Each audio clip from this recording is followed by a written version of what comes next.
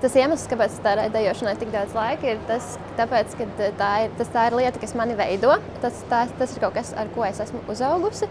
Un, ja godīgi, es nevaru iedomāties, kāda es būtu bez dejošanas. Man dziesmu svētku spēks ir tas, ka uz to vienu nedēļu gadā vairs neattiecās tie noteikumi, kas attiecās ikdienā.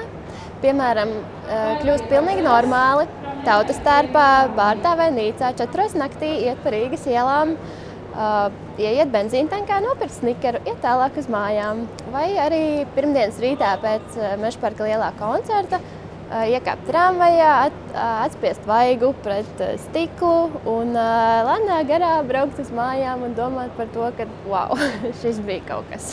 Tā ir tā mūsu pozitīvā, skaistā daļa. Gan dziedātāji, gan dejotāji, gan visi pārējie svētku dalībnieki. Un, manuprāt, mēs kā latvieši nebūtu tur, kur mēs esam, ja nebūtu šie svētki.